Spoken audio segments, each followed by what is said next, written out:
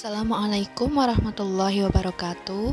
Perkenalkan, nama saya Erika Fitriana, mahasiswa Universitas Negeri Semarang yang sedang melaksanakan PPL atau Praktik Pengalaman Lapangan di SMA Institut Indonesia. Untuk beberapa minggu ke depan, saya akan membantu Ibu Rohana selaku guru pengampu mata pelajaran matematika di kelas 11 MIPA 2 untuk menyampaikan materi matematika wajib khususnya bab barisan. Baiklah, cukup sekian dulu ya perkenalannya, kita masuk ke materi. Kita akan mulai membahas materi barisan aritmatika dan geometri, kelas 11 MIPA 2 semester ganjil, SMA Institut Indonesia. Nah, sebelumnya Ibu akan menerangkan dahulu cakupan materinya, di mana barisan bilangan terdapat beberapa submateri, yaitu barisan aritmatika dan barisan geometri. Nah, barisan aritmatika memiliki beberapa unsur, yaitu suku awal, beda, dan suku KN. Kemudian untuk barisan geometri terdapat suku awal, rasio, dan suku KN. Selain barisan aritmatika dan geometri, kita juga akan mempelajari deret aritmatika dan deret geometri. Juga akan mempelajari mengenai jumlah n suku pertama.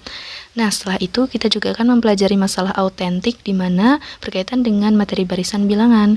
Di masalah autentik ini kita akan mempelajari beberapa permasalahan dalam kehidupan sehari-hari dalam pertemuan yang akan datang. Nah, untuk tujuan pembelajarannya di sini ialah melalui pembelajaran discovery learning berpendekatan saintifik dengan program penguatan pendidikan karakter atau PPK serta 4C, critical thinking, collaboration, communication, creativity. Siswa dapat mengamati pola barisan bilangan dan menentukan suku selanjutnya dari suatu barisan aritmatika dan geometri dengan cara mengeneralisasikan pola bilangan sebelumnya. Nah, sebelum kita mempelajari materi, kita juga harus mengetahui apa itu manfaat mempelajari materi barisan. Manfaat belajar materi barisan adalah dapat diaplikasikan dalam kehidupan sehari-hari dan bermanfaat untuk beberapa profesi seperti ahli statistika, ahli biologi, pengusaha, bahkan untuk pedagang. Kita akan mempelajarinya pada pertemuan berikutnya. Baiklah, kita masuk ke sesi motivasi. Di sini Ibu memiliki suatu gambar motivasi, yaitu suatu proses menuju kesuksesan. Ternyata untuk menuju suatu kesuksesan kita perlu suatu perjuangan, suatu usaha yang tidak sedikit, di mana kita harus melewati setiap anak tangga dengan penuh effort atau usaha untuk menuju suatu kesuksesan. Nah, sama seperti kita sekarang ini, kita sedang belajar untuk menuju kesuksesan, untuk mendapatkan suatu masa depan yang lebih baik. Jadi, kita harus tetap semangat untuk belajar materi barisan ya. Kita masuk ke sesi apersepsi ya. Dalam sesi apersepsi ini, Ibu akan mengajak anak-anak 11 MIPA 2 untuk mengingat kembali materi pola bilangan yang telah dipelajari di bangku SMP kelas 8. Nah, di sini Ibu akan mengajak anak-anak semua untuk mengingat kembali materi pola bilangan. Di sini Ibu memiliki susunan kelereng yang disusun membentuk segitiga dan juga ada susunan kelereng yang membentuk persegi. Selain susunan kelereng, di sini Ibu juga memiliki bangun datar. Nah, pertanyaannya adalah apakah susunan-susunan ini membentuk suatu pola bilangan? Baiklah, kita cek satu persatu ya, sambil mengingat kembali memori anak-anak 11 MIPA 2 tentang materi pola bilangan. Untuk yang pertama, susunan kelereng yang membentuk segitiga ini, ya, sudah muncul bilangan-bilangannya, di mana susunan kelereng yang pertama ini sebanyak 1, kemudian susunan kelereng yang kedua terdapat 3 kelereng, susunan yang ketiga terdapat 6 kelereng, susunan yang keempat terdapat 10 kelereng, susunan yang kelima sebanyak 15 kelereng, susunan yang keenam sebanyak 21 kelereng.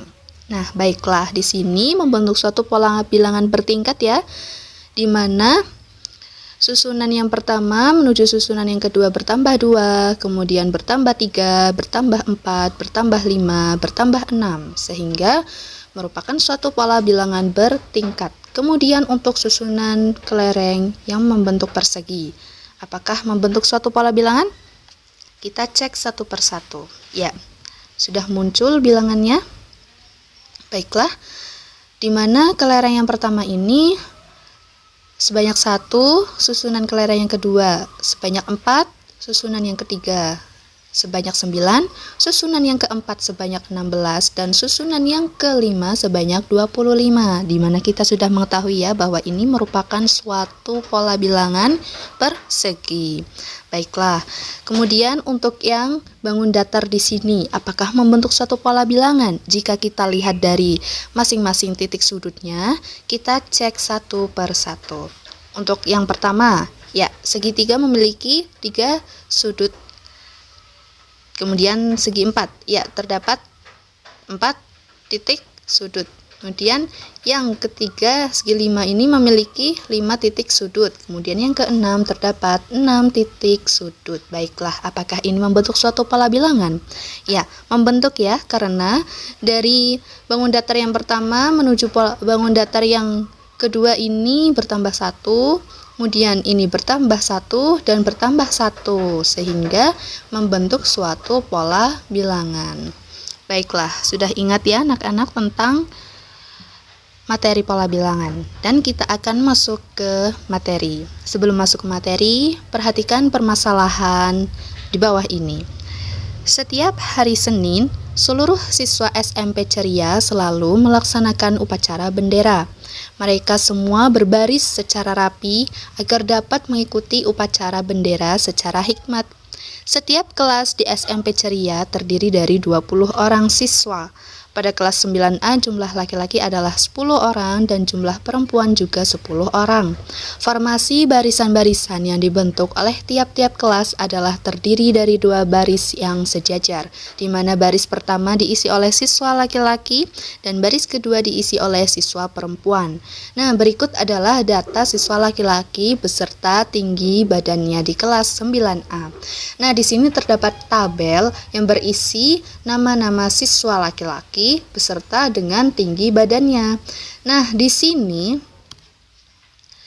kita akan mengurutkan nama-nama siswa laki-laki ini beserta tinggi badan, namun kita mengurutkannya dari siswa yang memiliki tinggi badan yang terpendek sampai yang tertinggi. Nah, di sini sudah dibuat tabel urutannya dan kita sudah mengisi nama-nama siswa laki-lakinya. Nah, kita isikan tinggi badannya.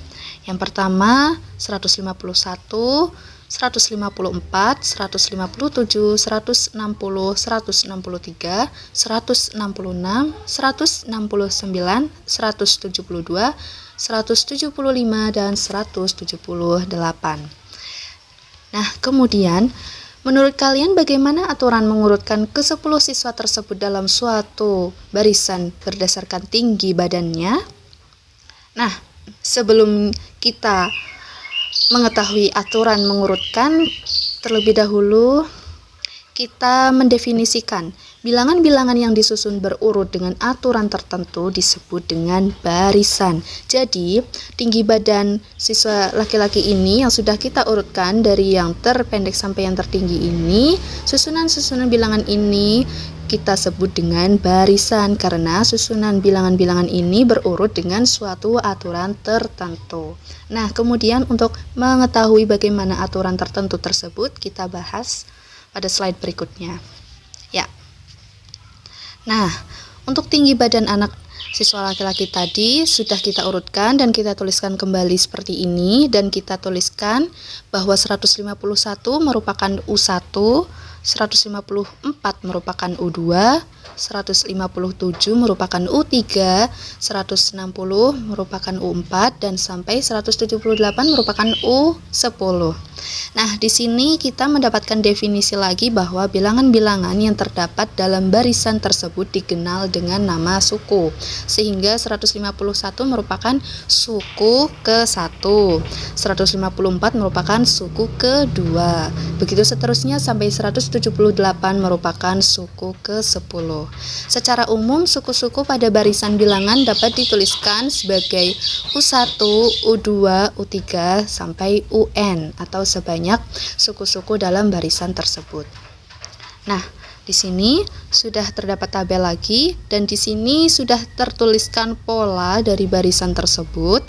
Nah, bahwa untuk suku pertama adalah 151, kemudian suku yang kedua adalah 154. Ternyata dari suku 1 menuju suku kedua itu bertambah sebanyak 3.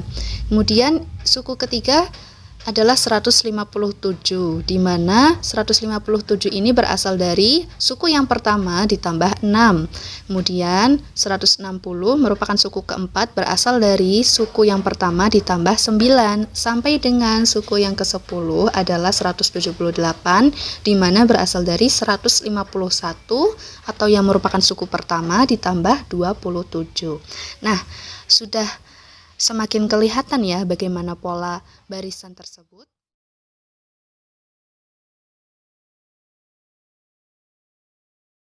Bilangan pertama pada barisan tersebut adalah 151 dan merupakan suku pertama. Dapat kita lambangkan dengan simbol A.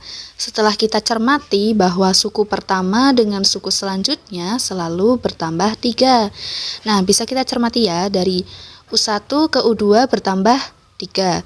Suku kedua menuju suku ketiga bertambah 3 juga. Nah, suku ketiga menuju suku keempat juga bertambah 3. Sampai yang suku ke-9 menuju ke suku ke-10 juga bertambah 3. Sehingga di sini sudah saya tuliskan pola-polanya. Bisa dicermati ya. Maka dari tabel di samping dapat dituliskan bahwa pola barisan yang diperoleh adalah 151 ditambah N-1 dikali 3. Nah, N ini menyesuaikan dengan suku keberapa, seperti itu. Jika suku ke-6 maka N-nya kita tulis 6 dikurangi 1 dikali 3. Nah, 3 ini adalah selisih suku-sukunya. Baiklah. Di sini kita dapat menyimpulkan bahwa bilangan-bilangan yang disusun berurut dengan aturan tertentu disebut dengan barisan. Bilangan-bilangan yang terdapat dalam barisan dikenal dengan nama suku. Secara umum, suku-suku pada barisan bilangan dapat dituliskan sebagai U1, U2, U3, sampai UN. Baiklah, saya ucapkan terima kasih atas perhatiannya. Semoga dapat dipahami dan bermanfaat ya. Untuk selanjutnya kita dapat berdiskusi melalui WA Group. Saya tutup. Wabillahi taufiq wal hidayah. Wassalamualaikum warahmatullahi wabarakatuh.